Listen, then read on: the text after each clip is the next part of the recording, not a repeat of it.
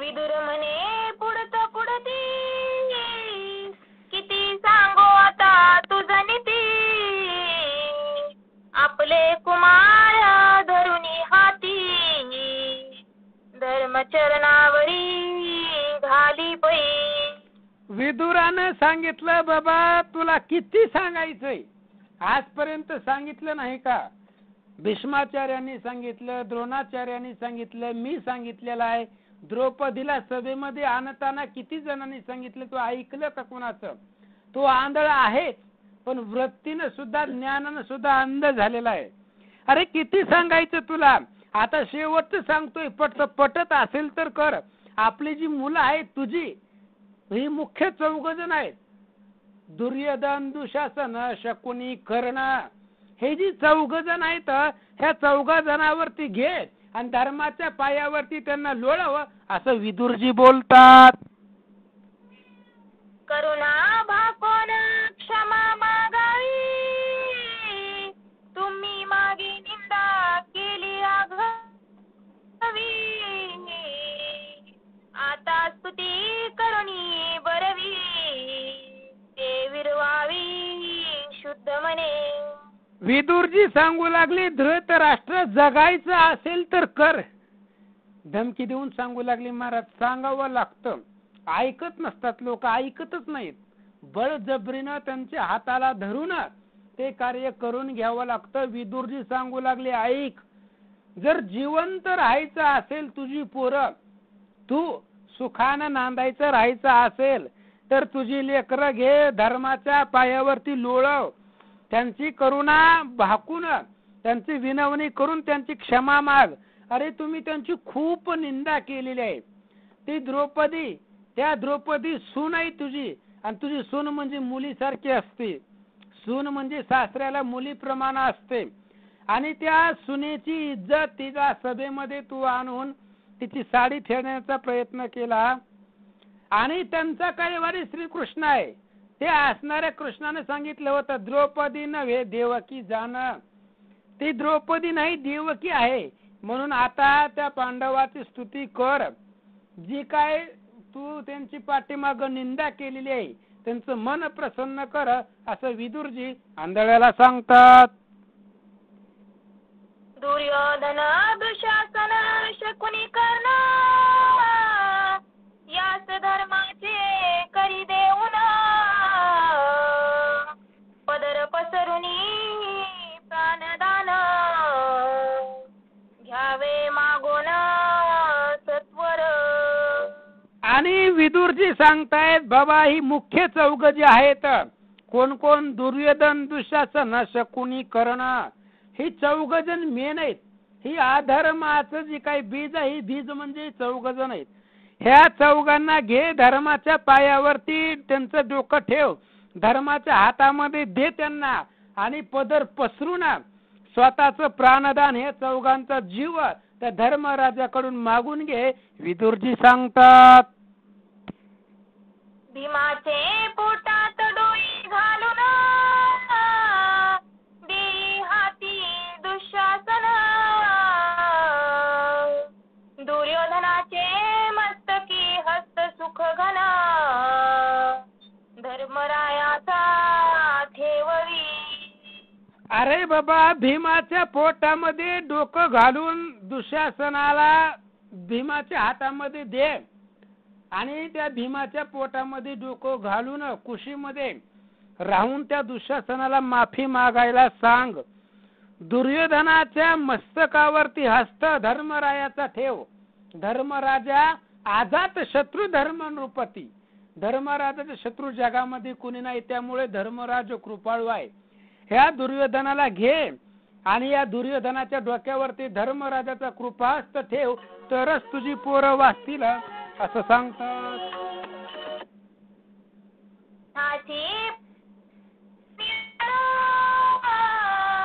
तेथे स्पर्शवी कर्णाचे भाल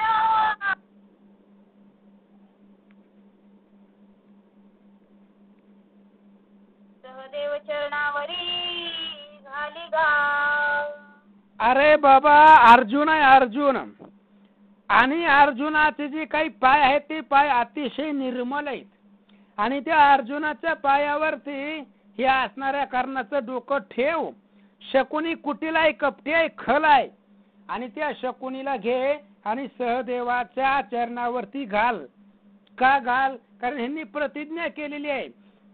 भीमाची प्रतिज्ञा आहे दुःशासनाला मारीन, अर्जुनाची प्रतिज्ञा आहे कर्णाला मारील, शकुनी सहदेवाची प्रतिज्ञा आहे शकुनीला मारील. त्यामुळे त्यांच्या पायावरती ह्यांचं डोकं ठेव तर तुझी पोरं वाचतील असं विदुरजी सांगतात. तू आपल्या नेत्रोदकी देखा धर्माच करी अभिषेक ऐसे एकताक्षय सुख ब्रह्मांड भरी तुझ होय. अरे बाबा धृतराष्ट्रा, तू काय कर, आपल्या डोळ्यातल्या पाण्यानं धर्मराजाला अभिषेक घाल. त्या धर्मराजा पुढे ढसा ढसा रड. डोळ्यातल्या पाण्यानं तू धर्मराजा पूर्ण भिजला पाहिजे. असं जर तुम्ही केलं, मी सांगितल्या त्या पद्धतीने जर केलं तर तुम्हाला अक्षय सुख भेटणार आहे आणि ब्रह्मांड, संपूर्ण ब्रह्मांड भरून तुमची कीर्ती उरणार आहे. कीर्ती ब्रह्मांडामध्ये सामावणार नाहीये. फक्त मी सांगतोय तसं करा असं आंधळ्या धृतराष्ट्राला विदुरजी बोलतात. तुझे न ऐकती पुत्र वचन तरी गारुडी सर्पास करी दिन देवी भीष्म द्रोणास सांगोन आकळून घाली बंदित. विदुरजी सांगू लागलेले आहेत, धृतराष्ट्रा, तुझी पोरं जर तुझं ऐकत नसतील, ऐकतच नाहीत, त्यामुळं ऐक. जर तुझी लेकरं तुझं ऐकत नसतील तर जसं गारुडी म्हणजे सापाला घेऊन खेळ करतो बघा गारुडी, तो गारुडी सापाला नाचवतो आपल्या इशाऱ्यावरती, तसं तू भीष्म द्रोणाला पुढं घाल, भीष्माचार्य द्रोणाचार्य यांना पुढं घाल आणि यांना पुढं घालून हे असणाऱ्या 4 कुटील लोकांना, ह्या 4 जणांना आकुळून बंदीमध्ये घाल असं या ठिकाणी सांगतात. नासिक द्वारे गुणा महावृषभ करीती दिना किमत धुरद कळोना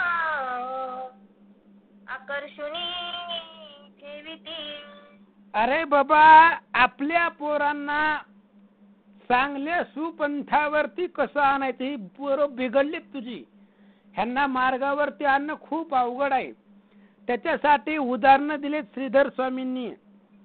एखादा मस्त झालेला बैल असावा आणि त्या बैलाच्या नाकामध्ये दोरी घालून गुण होऊन त्याला आकळलं जातं मस्त झालेल्या बैलाला.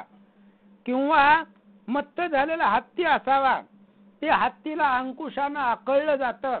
तशा पद्धतीने तुझ्या पोरांना भीष्माचार्य द्रोणाचार्यांना पुढं करून तुझ्या पोरांना आकळ आवर असं विदुरजी सांगतात. कुपुत्र पोटांतील रोग छेदुनी काढावा सवेग हनन रक्षण त्याग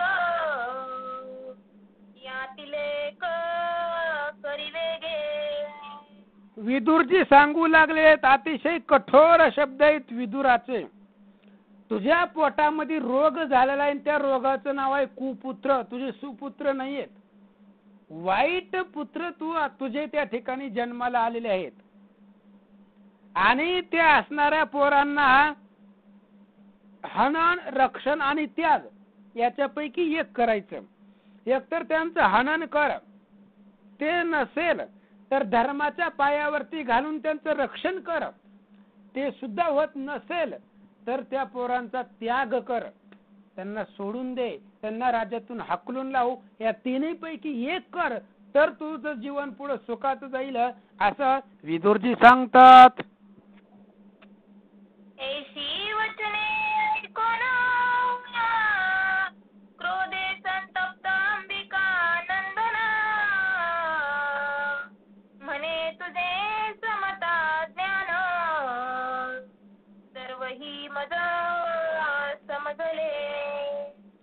आणि ज्या वेळेस अशा प्रकारे विदुरानं नीती शिकवली, विदुराची नीती कठोर आहे, विदुराचे शब्द तीक्ष्ण आहेत, खडतर आहेत, आणि ते विदुराचे शब्द धृतराष्ट्राच्या काळजाला लागले.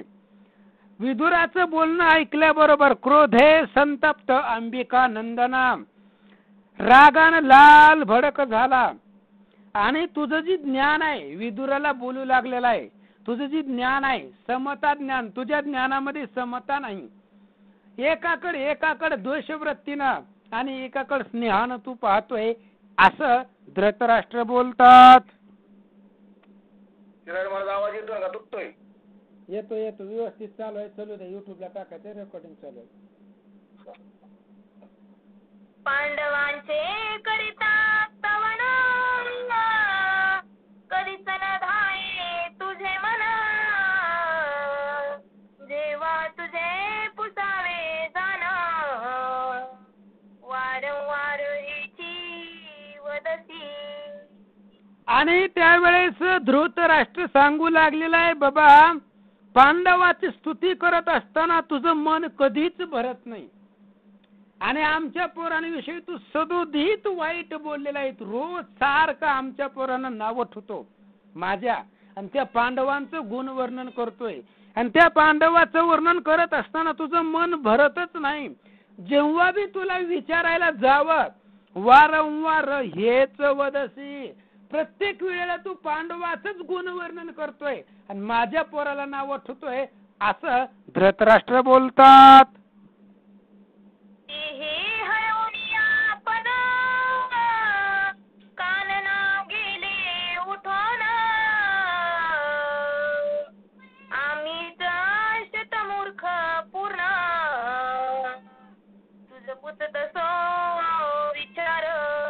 धृतराष्ट्राने सांगितलं, विदुरा तुला बोलवलं ही आमची चुकी झाली बाबा, आम्हालाच काही कळत नव्हतं म्हणून तुला विचारलं. तुला विचारणं हाच आमचा मूर्खपणा आहे.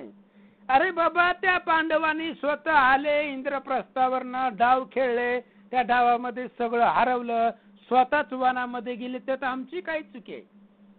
आमचं काय दोष आहे त्याच्यामध्ये? त्यांची ती आली, डाव खेळले, हारले, वनामध्ये निघून गेले. आम्ही तुला विचारतोय म्हणजे आम्हीच मूर्ख आहे, आम्हालाच काही कळत नाही, असं धृतराष्ट्र विदुराला बोलतात. तू हित शत्रू पाहता तुझ पाशी नाही आप्तता आमचे अनहित तत्वता पुन पुन तेची कथिसी.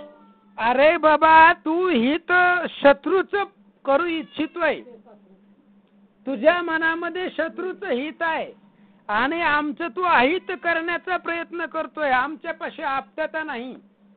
तुझ्या मनामध्ये त्या पांडवांचं हित करायचं फिक्स ठरलेलंच आहे आणि आमचं वाटोळच करायचं तू ठरवलेलं आहे. त्याच्यामुळं आमचं अनहित तुझ्या मनामध्ये आहे. प्रत्येक वेळेला तुला विचारलं की तू पांडवाचं वर्णन करतो आणि माझ्या पोरांना नाव ठेवतो, असं धृतराष्ट्र बोलतात. दुर्योधनाचा धरुनियाधी घालिसी पांडवांची बंदी कळो आली तुझी बुद्धी घात त्रिशुद्धी करणार. अरे बाबा, तुला विचारायला गेलो आम्ही, 4 गोष्टी तुला विचारायला आलो, तर तू काय सांगायला लागलाय? दुर्योधनाला हाताला धर, धर्माच्या पायावरती ठेव, ही तुझ्या मनामध्ये आहे, पण तुझ्या डोक्यामध्ये असा विचार आहे की दुर्योधनाला धरून पांडवाच्या ताब्यामध्ये द्यायचं आणि दुर्योधनाला पांडवाच्या बंदीखान्यामध्ये, बंदीवासामध्ये टाकायचं. ही तुझी बुद्धी आहे, ही तुझ्या मनामध्ये आहे. तुझ्या मनात वेगळं आहे. आपल्या भाषेत सांगायचं म्हणलं तर तुझ्या पोटात एक आहे आणि वटात एक आहे. त्याच्यामुळे तुझ्या मनातलं जी काय ती माझ्या लक्षामध्ये आलंय. तू आमचा घातच करणार आहे असं मला निश्चितच वाटतंय. आंधळ धृतराष्ट्र विदुराला बोलू लागला. तुझे पांडवांकडे मनांगा मत्पुत्रांचे पाहती न्यून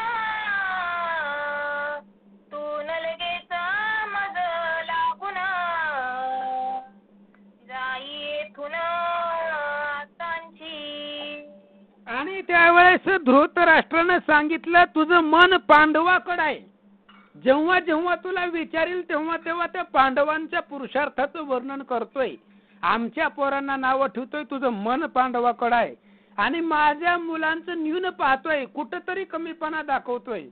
त्याच्यामुळं तू काय कर, उठून जा बरं, माझं डोकं हालायच्या आधी इथून उठून जातो, काय तुझी गरज नाही आम्हाला, जा इथून आताच्या आता उठून जा. अशा प्रकारे धृतराष्ट्र बोलू लागला. अवश्य म्हणून विदुरा रथारूढ जावला सत्वरा काम्य कवना प्रती चतुर परमवेगे पातला. आणि विदुराने लगेच सांगितलं ठीक आहे म्हणले, जातो, मला तरी कुठे इथं बसायचंय, उगं तू विचारलं म्हणून तुला सांगितलं. विदुर म्हणजे साधू आहे महाराज, आणि साधूचं अंतःकरण वंदू अथवा निंदू, कोणी पाया पडू कोणी निंदा करू, जी सत्य आहे ती सांगायचं. विदुरानं त्यांचं काम परिपूर्ण केलं, जे पुढचं भविष्य आहे ते सांगितलं गेलं. आणि जर भविष्य चुकवायचं असेल तर मी सांगितलंय तसं कर. पण धृतराष्ट्राला ते पटलं नाहीये. सांगितल्याबरोबर लगेच विदुराने अवश्य सांगितलं, महाराज तुमची इच्छा आहे तर जातो. तिथून उठला, रथावरती बसला, काम्यकवनाच्या ठिकाणी अतिशय वेगानं विदुर महाराज निघाले.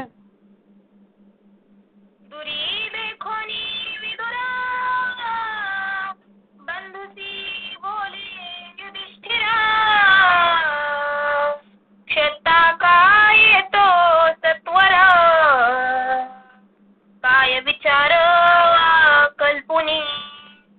आणि त्यावेळेस ज्यावेळेस विदुर काम्यकवनाच्या जवळ आले त्यावेळेस पांडवांनी धर्मराजांनी पाहिलं विदुर महाराजांना, आणि धर्मराज आपल्या भावाला बोलू लागला. म्हणले विदुर महाराज, क्षत म्हणजे आपले चुलते, या ठिकाणी इकडं काय यायला लागलेले, कारण इकडे ज्या आरती आले त्या आरती नेमकं काय झालं असेल, आपल्याकडे काय येत आहे, अशा प्रकारचे विविध कल्पना चिंता धर्मराजाच्या मनामध्ये येऊ लागले.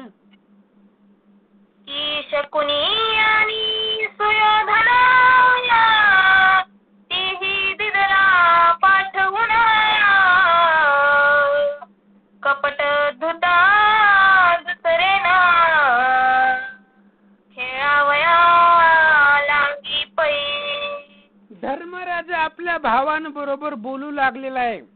विदुर महाराज आपल्याकडे येतोय, काय येतोय, असं तर झालं नसेल की शकुनी आणि दुर्योधन यांनी विदुराला आपल्याकडे पाठवलं असेल आणि दुसऱ्यांदा कपटदूत खेळायचा त्यांचा विचार असेल, म्हणून विदुर जे आपल्याला निरोप द्यायला येतात, विदुर आपल्याला घेऊन जायला येतात की काय, असा विचार धर्माच्या मनामध्ये आला.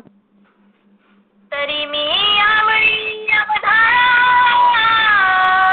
नस जाई कौरवांचे मंदिरा क्षता समीपा देखता त्वरा पांचही पांडव उठिले. आणि मग धर्मराज्य सांगू लागलेला आहे, मी आता परत कौरवांच्या मंदिराला जाणार नाही, त्यांच्या घराकडे जाणार नाही, त्यांच्या घराकडे फिरकणार सुद्धा नाहीये.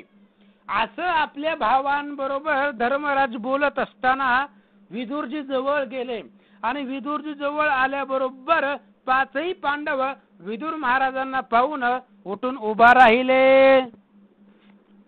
सर्वही विदुरास यमुना आदरे देती आलिंगन मग बैसवनी वर्तमान क्षता सांगे गजपुरीचे. आणि मग अशा पद्धतीने सर्वजण उठले, सर्वांनी विदुराला नमस्कार केला, अतिशय आदरानं प्रेमानं आलिंगन दिलं, जवळ विदुर महाराजांना बसवलं. आणि मग बसल्यानंतर विदुरजी गजपुरामध्ये म्हणजेच हस्तिनापुरामध्ये काय घडलं ते वर्तमान पांडवांना सांगू लागले. म्या बहुत प्रकारे अत्यंत अंधास सांगितले स्वहिता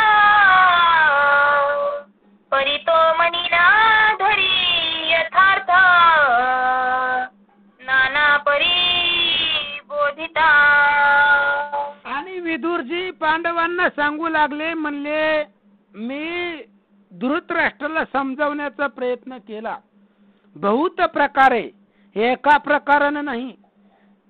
यानं नाही समजावला तर त्यानं समजल, त्यानं नाही तर त्यानं चांगलं बोललो, वाईट बोललो, मन प्रसन्न होईल असं बोललो, राग येईल असं बोललो, अनेक प्रकाराने त्या आंधळ्याला मी सांगितलं.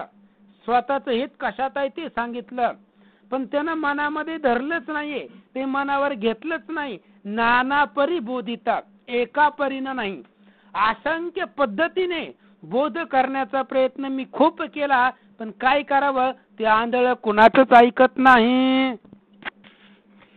शुद्ध मार्ग टाकून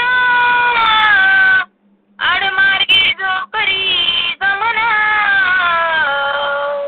त्याच पाय येतील दारुण, नेगे म्हणताना चुकती. विदुरजी सांगू लागले, शुद्ध मार्ग सोडून आड मार्गाने जो जातो त्याच्यावरती संकटच येतात, संकट चुकत नाहीत. म्हणून नका जाऊ आड राणे, आईसी गरजती पुराणे. मग कोणत्या रस्त्यानं जायचं? मार्ग दावनी गेले आधी, दयानिधी संतते. संतांनी जो मार्ग सांगितलेला आहे, आणि आता संतच कुणाला म्हणायचं खूप अवघड आहे परिस्थिती. कोण तो संत मनसी, जेने भेटी होय श्रीरामासी.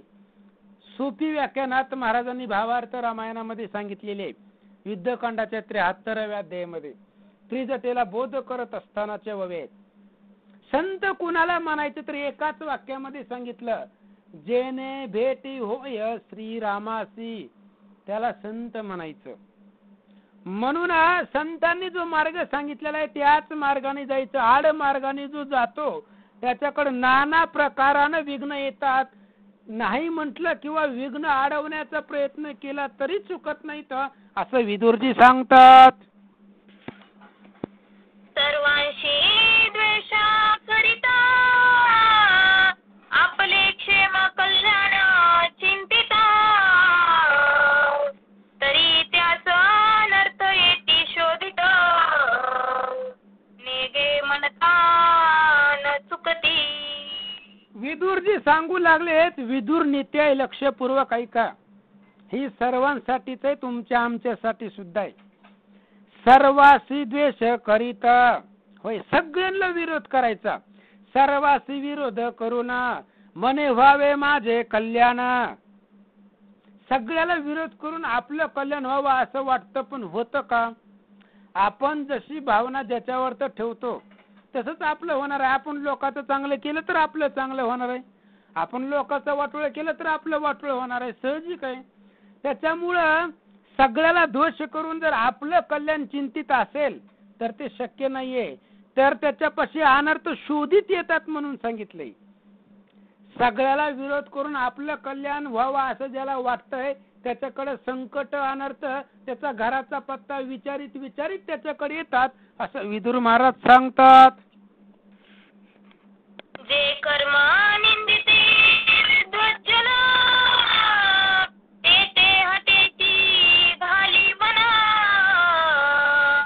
तरी अरिष्टे येती चालून, नेघे म्हणता न चुकती. आणि म्हणून आपलं मन कुठं घालायला पाहिजे? मन इथं आणायला पाहिजे. पांडव प्रतापाला, भावार्थ रामायणाला, ज्ञानेश्वरी पारायणाला, हरिपाठाला इकडं मन पाहिजे आपलं. उगाच वाट्यावर टिंगल टवाळी चालीन तिकडे जाऊन बसायचं का ह्या टायमाला? पुती पुराण चालू आहे हे ऐकावं, मंदिरामध्ये गावातल्या जावं, कथा चालू असते.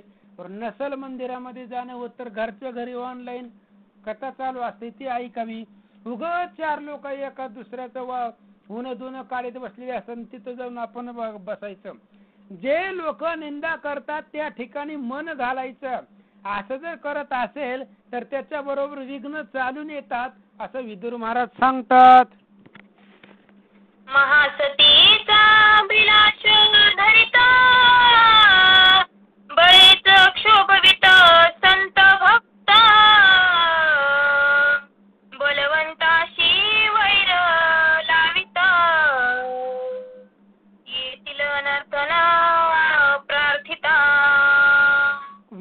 महाराज सांगू लागलेले आहेत, अनर्थ कशाने येतो न प्रार्थिता. संकटाला बोलवायची गरज नाही, संकट त्याचा घराचा पत्ता हुडकीत हुडकीत येतात. महासतीचा अभिलाष धरित. पतिव्रत सती आहे आणि त्या सतीचा अभिलाष जर धरला तर संकट त्याच्याकडे येतात, अनर्थ त्याच्याकडे येतात. विनाकारण साधू संताला त्रास द्यायचा, त्यांच्या मनाला राग येईल. साधू संताला राग येत नसतो, पण टवाळ लोक असतात आणि अशा लोकांमुळं उगत साधू संताला राग येण्यासारखं किंवा त्यांची निंदात्मक बोलायचं, अनर्थ त्याच्याकडे जातो. बलवंत अशी वैर करायचं, आपल्याकडे पुढच्या बरोबर लढण्याची ताकदच नाही, आपण त्याच्यापेक्षा पुढच्यापेक्षा कमजोर आहे हे माहिती असताना सुद्धा त्याच्या बरोबर वैर करणं, असं जर कोण करत असेल तर त्याला त्याच्या घरी संकट अनर्थ येतात असं विदुर महाराज सांगतात.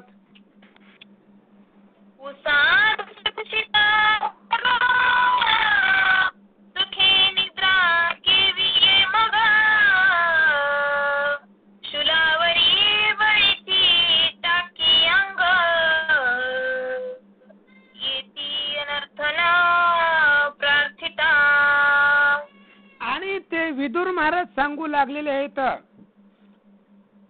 उशाला उसा म्हणून मोठा असणारा साप उशाला घेऊन झोपायचं. साप जर उशाला असेल तर झोप लागते का? विषारी भला मोठा नाग जर उशाला घेऊन झोपलं तर सुखानं झोप त्याला येईल का?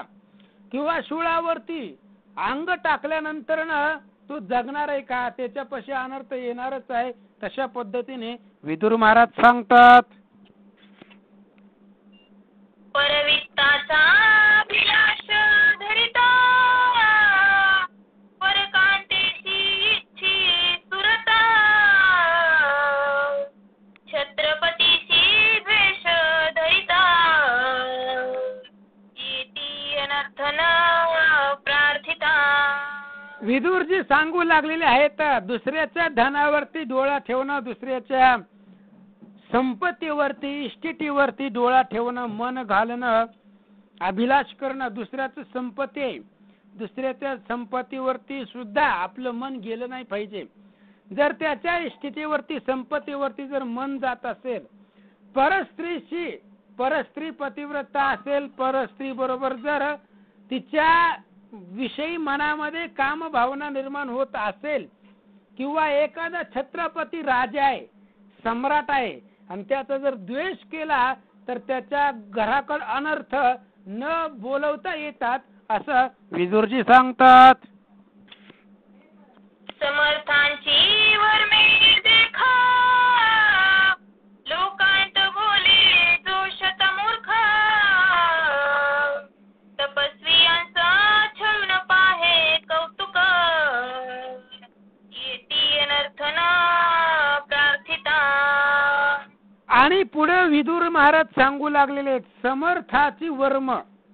समर्थ राजा आहे, समर्थ बलवान आहे आणि त्याची वर्म लोकांमध्ये जो बोलवून दाखवतो तो शतमूर्ख आहे. तपस्वियांचं साधू संतांचं छळून, त्याचं छळण करून जो कौतुक पाहतो त्याच्याकडे न बोलवता संकट येतात असं सांगतात.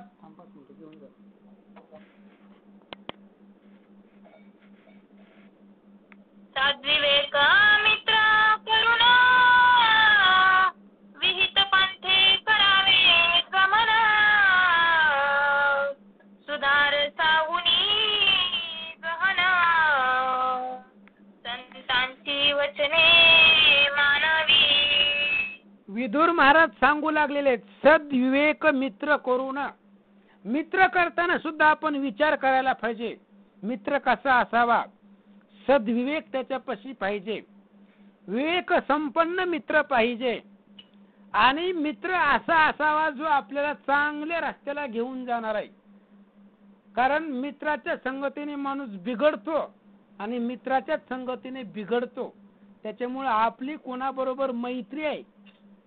माणूस जर बिघडायला लागला तर आधी मित्र पाहिजे, कारण संगतीचा गुण आहे, तो संगतीचा दोष आहे. म्हणून आणि अमृतापेक्षा सुद्धा संतांचं बोलणं मान्य करावं, त्यांचं वचन ऐकावं, कारण अमृतापेक्षा सुद्धा गोड संतांची भाषा असते, त्यांचे शब्द, त्यांची बोलणं असतं, असं विदुरजी बोलतात.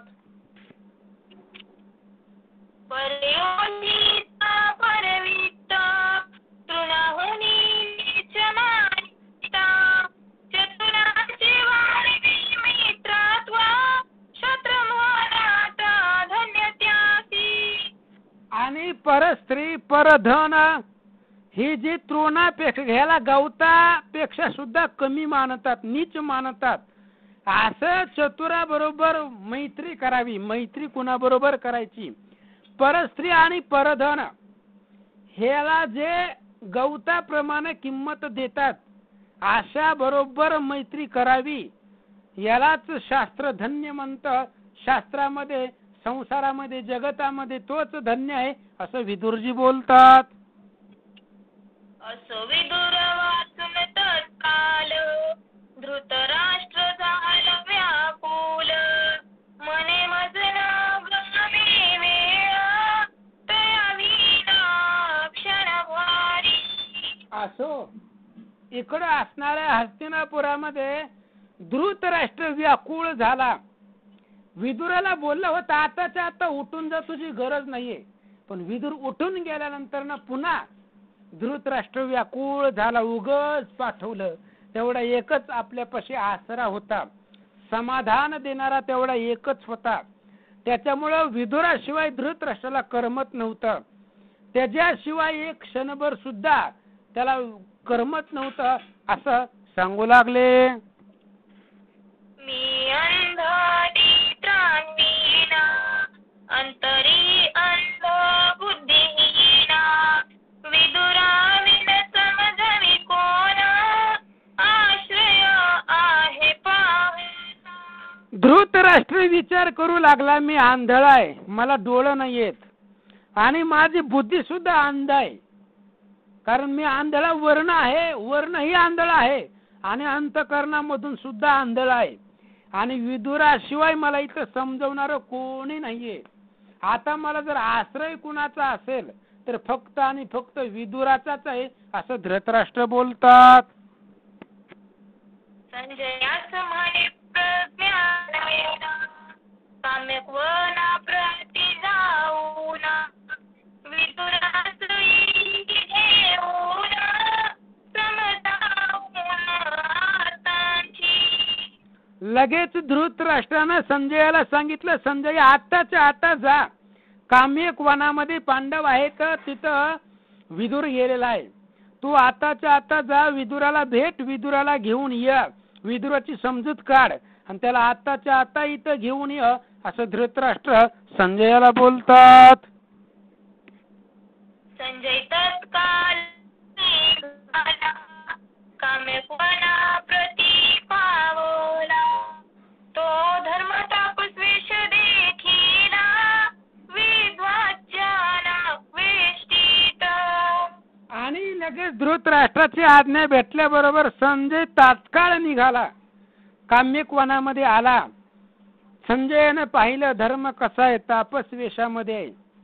धर्म तापसाचा वेश धरून राहतोय, धर्माकडं नम्रता किती आहे. अहो ज्या धर्मराजाच्या बंधुराजाकडं काय ते अर्जुनाकडं काही कमी ताकद आहे का महाराज? जेने संग्रामी हरू जिंतीला निवांत कवचाचा टाहो फोडीला, एवढी ताकद अर्जुनाकडे आहे. संग्रामामध्ये महादेवाला जिंकलंय. समुद्रामध्ये निवांत कवच नावाचे राक्षस राहत होते, इंद्राला त्रास देत होते, त्यांना मारलेला तो अर्जुन आहे.